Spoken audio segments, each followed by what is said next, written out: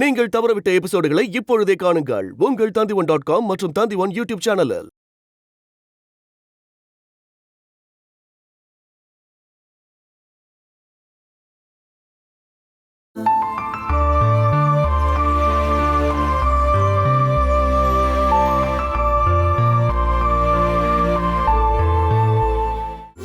நீ நல்லா படிச்சப்போ நான் சந்தோஷப்பட்டேன். நீ பிசினஸ் பார்த்தப்போ நான் பெருமைப்பட்டேன்பா. ஆனா கண்ட கனவுகள் எல்லாமே வீணா போச்சுப்பா. இப்படி ஜெயிலுக்குள்ள இருக்கிற பையனை பார்க்கறதுக்கு எந்த ஒரு தாய் தகப்பனும் விரும்ப மாட்டாங்க. இப்ப அதையும் நாங்க பார்க்குற மாதிரி ஆயிடுச்சு.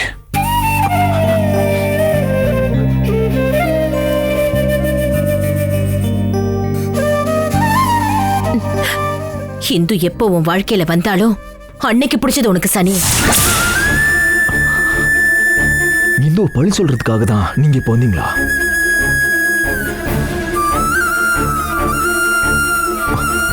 அவ என் வாழ்க்கைக்குள்ள வேணும்னேலாம் வரல. நான் அவளை காதலிச்சு கல்யாணம் பண்ணல. நீங்க எல்லாரும் யோசனை பண்ணி தான் எனக்கு இந்த கல்யாணத்தை பண்ணி வச்சீங்க. அது ஏன் மேலேயோ இல்ல அவ மேலேயோ உள்ள பாசத்தினால இல்ல. எனக்கு பொண்டாட்டிய வர பொண்ணு எனக்கு கல்யாணம் ஆகி 6 மாசத்துல செத்துருவானு உங்க ஜோசியர் சொல்லியிருக்காரு. அதுக்கு பலியாடாதானே இந்துவை கண்டுபிடிச்சு எனக்கு கல்யாணம் பண்ணீங்க. அது உன்னோட வாழ்க்கையை காப்பாத்துறதுக்காக அருண். அப்படி நீங்க காப்பாத்தி தான் என்னை இந்த நிலையில விட்டுருக்கீங்க.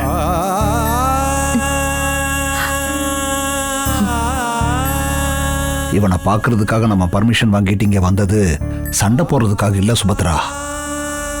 சுப்ரீம் கோர்ட்ல அப்ளை பண்ணா தண்டனையிலிருந்து விடுதலை கிடைக்குமான்னு தான் நான் யோசனை பண்ணிக்கிட்டு இருக்கேன். நீங்க கொஞ்சம் முயற்சி பண்ணி பாருங்க. நீங்க தான் ரொம்ப பிஸியா இருப்பீங்களே அருண்.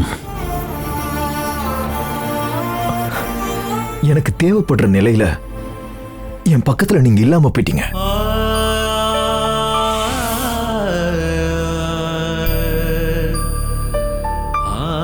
தண்டனையில இருந்து விடுதலை கிடைச்சாலும் கிடைக்காட்டியும் நான் மனசளவுல உறுதி ஆயிட்டேன். காரணம் என் மனைவி மகளும் எனக்காக காத்துட்டு இருக்காங்க.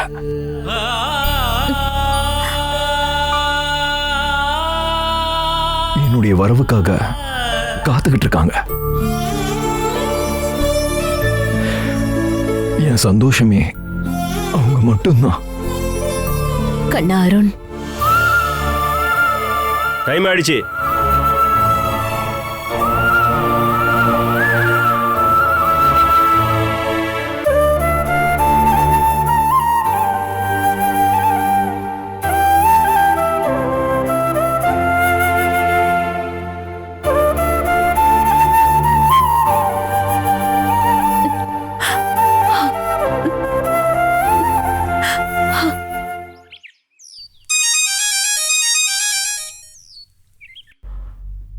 ஹலோ.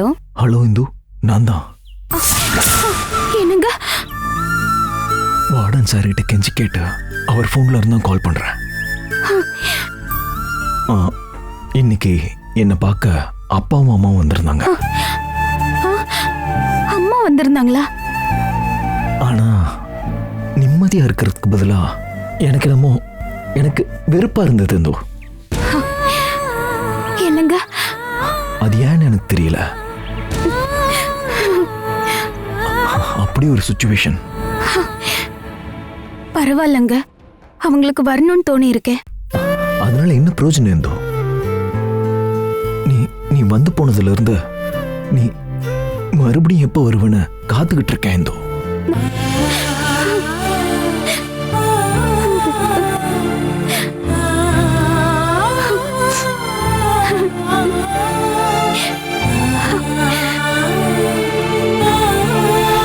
போட்டோம்.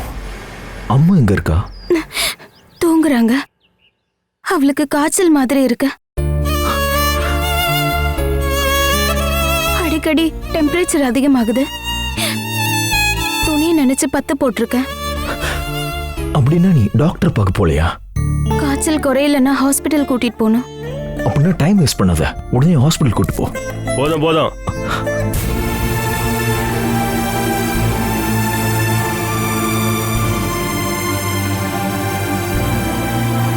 மேல இறக்கப்பட்டதால தான் நான் ஃபோன் கொடுத்தேன். இப்போ உன்னால என் வேலையே போக போகுது. ஃபோனை கொடுப்பா. கொடுக்குறேன் சார். சரி இந்தோ, அம்மு ஹாஸ்பிட்டல் கூட்டு போ.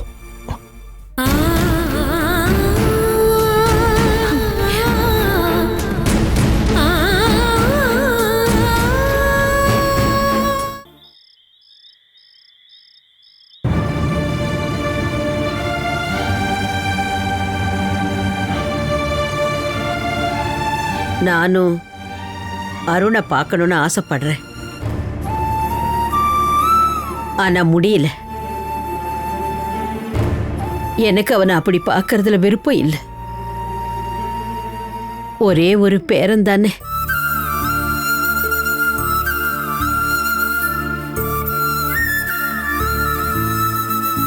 நீ இப்போ கோயிலுக்கெல்லாம் போறது இல்லையா பார்வதி? போயிட்டு தான் இருந்தேன். இப்ப கொஞ்ச நாளாவே போறது இல்லம்மா. ஏன் போறதில்ல? பார்வதி பதில் சொல்லு. பார்வதி, உங்களுக்கு தான் தெரியும்ல, அந்த கோயிலுக்கு போய் நான் பிரார்த்தனை பண்ணிக்கும் போது மட்டும்தான் என் மனசுக்குள்ள இருக்கிற பிரச்சனைகள் எல்லாம் தீர்ந்து நான் சந்தோஷமா இருப்பேன். அந்த கடவுளுக்கு முன்னாடி நான் என் கஷ்டத்தை எல்லாம் சொல்லி வேண்டிக்கும் போது என் மனசுல இருக்கிற பாரங்கள் எல்லாமே அப்படியே போயிடும். எதுக்காக கோயிலுக்கு போகல?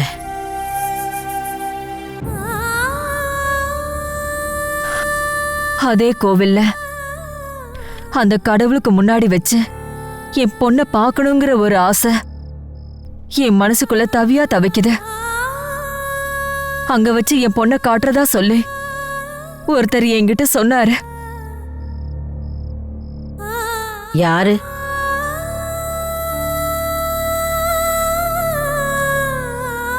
பார்வதி. ஜேபி.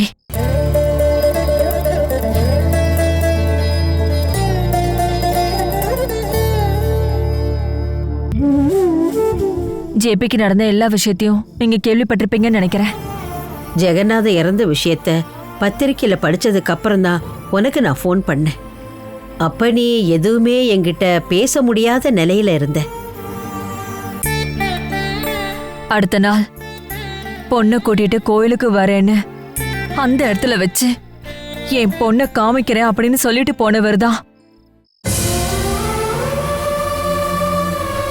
அதுக்கப்புறம் அவருக்கு ஆக்சிடென்ட் ஆயிடுச்சுன்னு கேள்விப்பட்டேன். நான் கோவில்ல இருந்தப்பதான் எனக்கு அந்த போன் வந்துச்சு.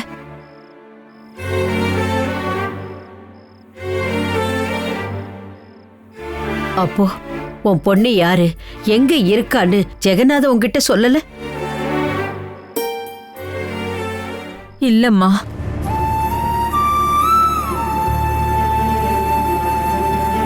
இப்ப வரைக்கும் அது ஒரு ரகசியமாவே இருந்துகிட்டே இருக்கு. இருந்தாலும் உனக்கு தாமா ரொம்ப கஷ்டம்.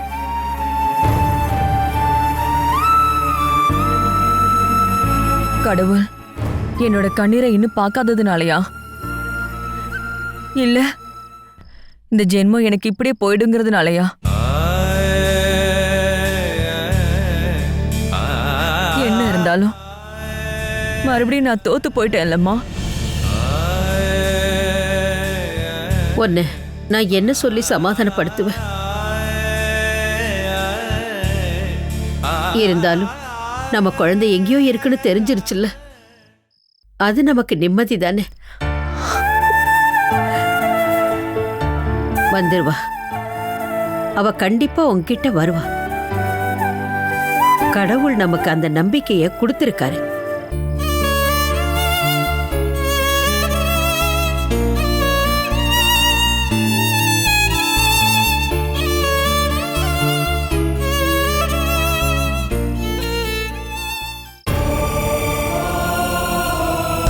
ரேஷ்மா, ரேஷ்மா, ரேஷ்மா, கொஞ்சம் கதவு தருங்களேன். என்னாச்சு? குழந்தைக்கு உடம்பு சரியில்லை, காய்ச்சலா இருக்கு. அவளை ஹாஸ்பிட்டல் கூட்டிட்டு போகணும். நந்தன் சார் வர லேட் ஆகுமா என்ன? அவர் வர லேட் ஆகும், நீங்க கவலைப்படாதீங்க, நான் கார் எடுக்கிறேன். நம்ம ஹாஸ்பிட்டலுக்கு போயிட்டு வரலாம். நான் போய் குழந்தைய தூக்கிட்டு வரேன். அட்மிட் பண்றது தான் நல்லது. டாக்டர், டெம்பரேச்சர் குறையுது, அப்புறம் அதிகமாகுது. குழந்தைக்கு வேற எதுவும் பிரச்சனை இருக்கா? வேற பிரச்சனை எதுவும் இல்ல. அட்மிட் பண்ணிடலாம். வீட்டுக்கு போனதுக்கு அப்புறம் ஜுரம் அதிகமாயிடுச்சுன்னா அட்மிட் பண்றோம். சரி சரி, ஒன்றும் இல்லைம்மா.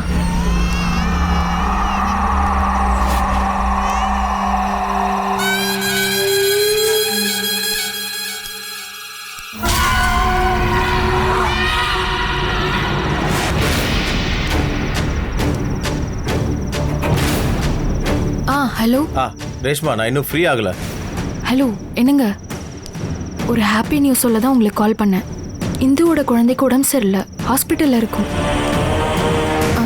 நாங்க இப்பதான் குழந்தைய அட்மிட் பண்ணோம். குழந்தைக்கு என்ன பிரச்சனை? அட காய்ச்சல் தாங்க. ஆனா டெம்பரேச்சர் குறையுது, திரும்ப கூடுது. இப்ப புரிஞ்சுதான் நான் எதுக்கு கால் பண்ணேன்னு. சொல்லு, என்ன விஷயம்? இது நம்ம கிடைச்ச ஒரு நல்ல சான்ஸ். Hello hello Reshma. ஹாஸ்பிட்டல்ல வச்சு இந்துவோட குழந்தை மிஸ் ஆகணும். அதாவது நம்ம தான் அந்த குழந்தைய கடத்தணும். இதுதான் அதுக்கான நல்ல இடம். Okay, good idea. அதுக்கான ஏற்பாடை நான் பண்ணட்டுமா? ஷூர். நாங்க வரணுமா என்ன? வேண்டாம், நான் நேரடியாக அதை பண்ணல. ஆளுங்களை வச்சு தான் நான் குழந்தைய கடத்த போறேன். ஓகே, அப்ப நான் லேட் பண்ணாத. இந்த ராத்திரிக்கு அப்புறம் எதுவும் நடக்காது. நாளைக்கே குழந்தை இங்கிருந்து தூக்கிட்டு போறதுக்கு பிளான் பண்ணணும். அதுக்குள்ள குழந்தைக்கு உடம்பு சரியாகி டிஸ்சார்ஜ் பண்ணிட்டாங்கன்னா பாரு, குழந்தைய கடத்திட்டு போறதுக்கான நல்ல இடம் ஹாஸ்பிட்டலை தவிர வேற எதுவும் இருக்காது. டெம்பரேச்சர் குறைஞ்சாதானே குழந்தை இங்கிருந்து வெளில கூட்டு போக முடியும். குறையாம இருக்கிறதுக்கான வேலையை நான் பாத்துக்கிறேன். அது போதும். ஓகே.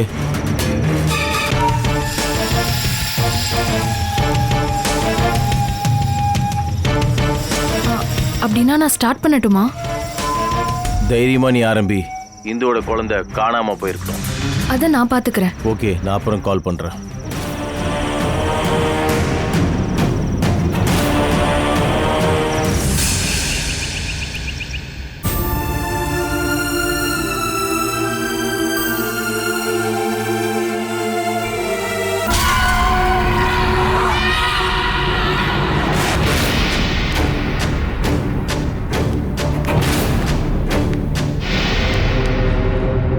குழந்தை தூங்கிட்டாளா? தூங்கவே இல்ல, அழுதுட்டே இருந்தா. இப்பதான் தூங்குனா. இங்க பாருங்க, இந்த மெடிசனை 3 வேளைக்கு 2 ml கொடுக்கணும். அப்பதான் குழந்தைக்கு ஃபீவர் குறையும். பார்மசில இந்த பில்லை பே பண்ணிடுங்க.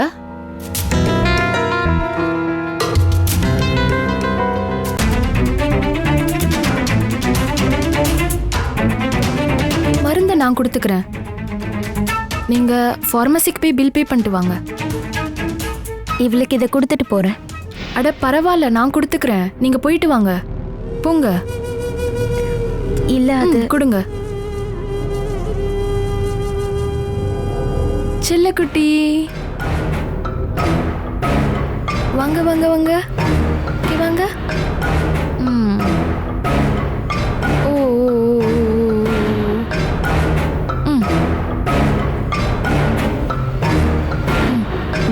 மருந்தை நான் கொடுத்துட்றேன்.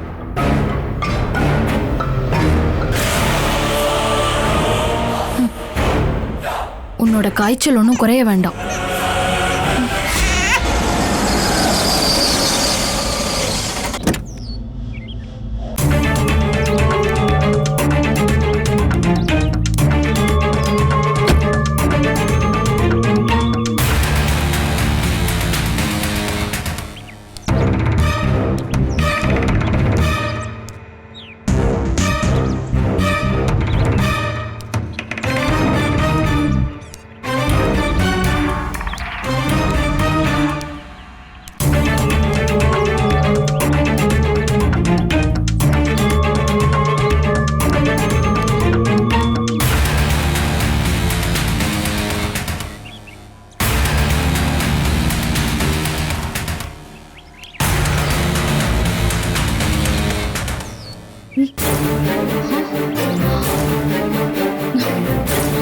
வீட்டை பூட்டிட்டு எங்க போயிருப்பாங்க?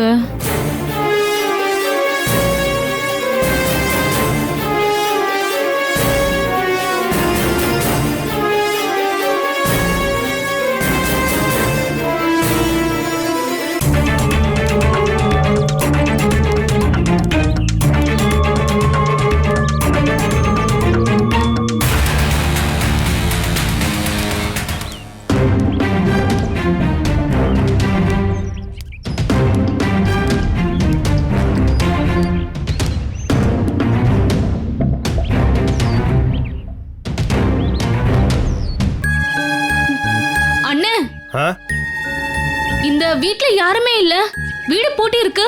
குழந்தைக்கு உடம்பு சரியில்லைன்னா அவங்க ஹாஸ்பிட்டலுக்கு போயிருக்காங்கம்மா. குழந்தைக்கு என்ன ஆச்சு? அது தெரியல, ஹாஸ்பிட்டலுக்கு போயிருக்காங்கன்னு தெரியும். எந்த ஹாஸ்பிட்டல்? இங்க மார்க்கெட் ரோட்ல ஒரே ஒரு ஹாஸ்பிட்டல் தான் இருக்கு.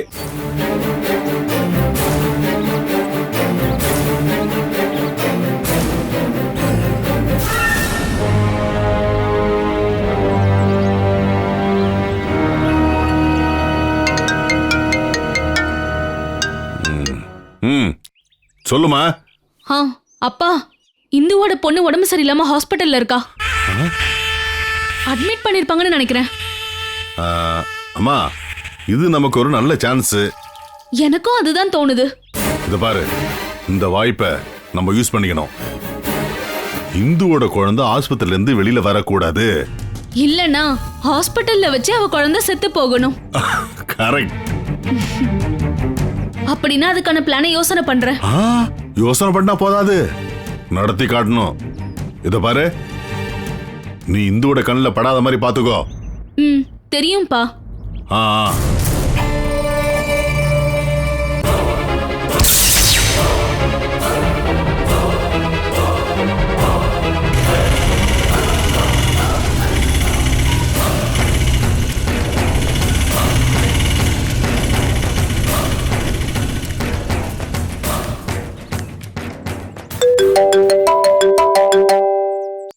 ஹலோ, நான் ஹாஸ்பிட்டலுக்கு வந்துட்டேன்.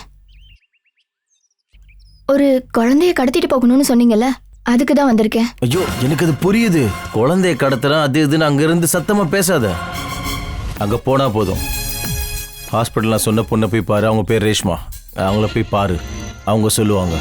சரி.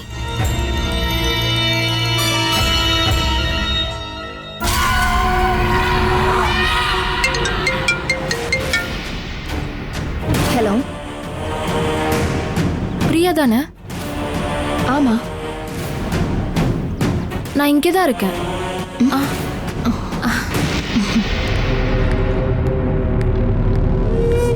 வாங்க.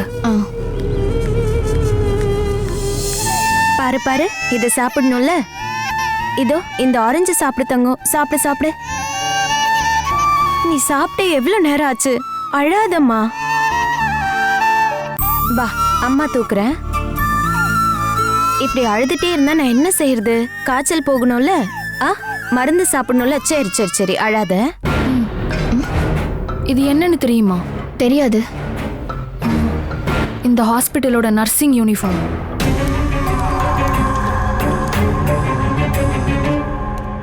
இதோ அவங்கள பார். அதோ அந்த நர்ஸ் மாதிரி தான் உன்னோட யூனிஃபார்மும் இருக்கும். புரியுதா? யூனிஃபார்மை போட்டால் மட்டும் பத்தாது. யாரு பார்த்தாலும் நீங்கள் வேலை பார்க்குற ஸ்டாஃப் தான் நினைக்கணும். உன்னோட ஆக்டிவிட்டீஸும் அப்படி தான் இருக்கணும். புரியுது. குழந்தைய அட்மிட் பண்ணியிருக்க ரூம் நம்பர் சொன்னேனே, ஞாபகம் இருக்கா? ரூம் நம்பர் 108 தானே? Paediatric section. தெரியும். சொன்னதெல்லாம் ஞாபகம் இருக்கா இல்லை மறுபடியும் சொல்லணுமா? வேண்டாம். அப்புறம் அந்த குழந்தை எப்பவுமே அழுதுட்டே தான் இருக்கும். ஒருவேளை சத்தமா அழுதுச்சுன்னா அப்படி நடக்காம பாத்துக்கணும். ஒருவேளை பிரச்சனையாகி நீ மாட்டிப்பன்னு நினைச்சனா அதுக்கப்புறம் அதோட அழுகையை யாருமே கேட்க கூடாது. சத்தம் வெளியில வரவே கூடாது. புரிஞ்சுதா? அதை நான் பாத்துக்கிறேன். அம்மா, வேலை எல்லாத்தையும் சரியா பிளான் பண்ணிருக்கல. இது சாதாரண விஷயம் கிடையாது. ஒரு குழந்தைய கடத்துறதுக்கான கேஸ் மாட்டிக்கிட்டோம்னு வச்சுக்க, யோசிக்காம உள்ள போட்டுருவாங்க. குழந்தைய இந்து கிட்ட இருந்து பிரிக்கிறதுக்கு நமக்கு ஹாஸ்பிடல் தான் கரெக்டான இடம்னு நீங்க தானே சொன்னீங்க. ஆமா, அது இங்க பாருமா. எந்த பிரச்சனையும் இல்லப்பா. எக்ஸ்பர்ட்டா இருக்க பார்ட்டி கிட்ட தான் நான் இந்த வேலையை ஒப்படைச்சிருக்கேன். இந்துவும் குழந்தையும் இருக்க ரூம் நம்பர் உட்பட நான் எல்லாத்தையும் அவங்க கிட்ட சொல்லிட்டேன். நர்ஸோட வேஷத்துல அவங்க ஹாஸ்பிடலுக்கு போய் குழந்தைய கடத்திடுவாங்க. அப்புறம் அடுத்த டீமுக்கு கை மாத்திடுவாங்க. அவங்க ஃபினிஷ் பண்ணிடுவாங்க. எல்லாமே வெல் பிளான்டு. அது வந்து உனக்கு ஓகேன்னா எனக்கும் ஓகே தான். அந்த பொம்பளை எங்க இருக்கான்னு நான் கேக்குறேன்.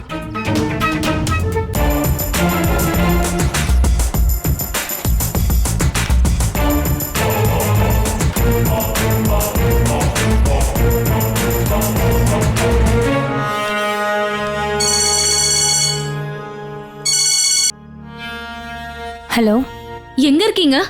இப்போ எனக்கு கால் பண்ண வேணாம். ஹாஸ்பிடலுக்கு வந்துட்டீங்களான்னு கேட்கதான். வந்துட்டேன். யூனிஃபார்மும் மாத்திட்டேன். என்கிட்ட சொன்ன வேலையை சரியா செஞ்சிடுவேன். ஃபோன் பண்ணி டிஸ்டர்ப் பண்ணாதீங்க. எல்லாம் முடிஞ்சதுக்கப்புறம் நானே கால் பண்றேன். Room number 108. தெரியும், கூப்பிடுறேன்.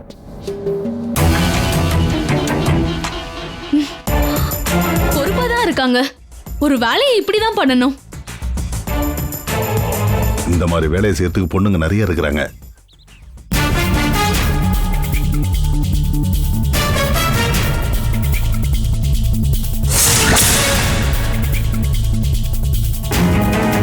பாருமா, குழந்தை கடத்தி எடுத்துட்டு போற பார்ட்டி ஹாஸ்பிட்டலுக்கு வெளியே ரெடியா தானே இருக்காங்க. அவங்க ஏற்கனவே வந்துட்டாங்க. ஓஹோ,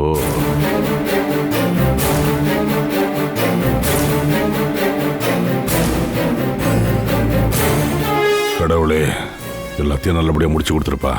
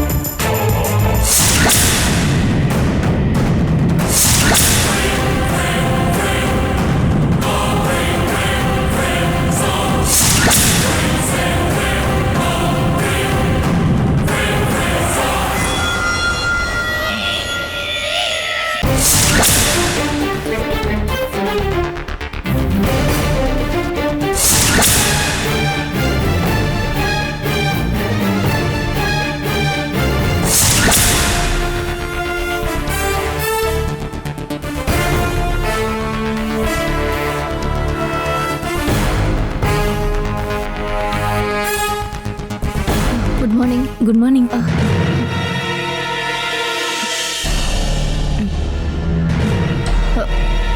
நான் எதையோ மறந்துட்டு வந்துட்டேன்.